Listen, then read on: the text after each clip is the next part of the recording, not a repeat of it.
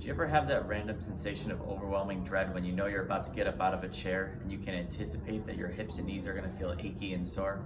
Hi, my name is Andrew Neumeister from Peak Performance.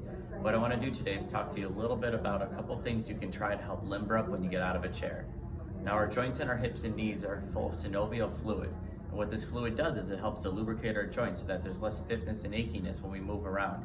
If we're stuck in a position from anywhere, say sitting from 30 minutes to 2 hours, we can end up having stiffness and achiness because that fluid gets trapped in certain spaces.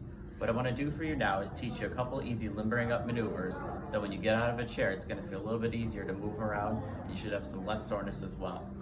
So while you're sitting, you're going to come to the edge of your chair, recline back onto your elbows. You can take your knees one at a time and you can move them 3 to 10 times back and forth.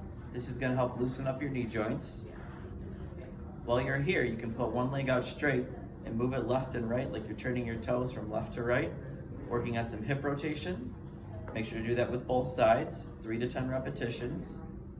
You can then bend your knees and do the same exact thing with your knees bent, which will change the angle of your hip joint a little bit.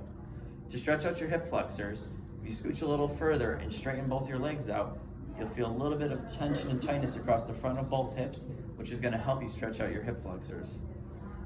After you've done that in sitting, to prepare for getting up, you can use your hands on your thighs to help push yourself up, or if you have armrests, you can use those as well. That's just going to make it a little bit easier to stand up nice and tall.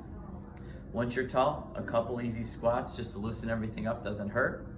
And then putting yourself in a stride position with one foot in front of the other, you're going to do different hip maneuvers to help limber up your system from here.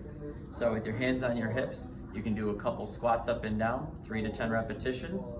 You can do side to side hip sways with your trunk going opposite 3 to 10 times. You can do rotations, so you're turning your shoulders and your hips together, left to right 10 times. And then you want to be able to switch legs and do it on the exact same side.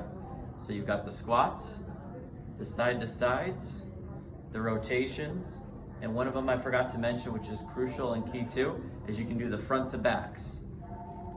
So hopefully this helps. The next time you get out of a chair, you can loosen up a little bit before and after and just make it go easier. Take care. Bye now.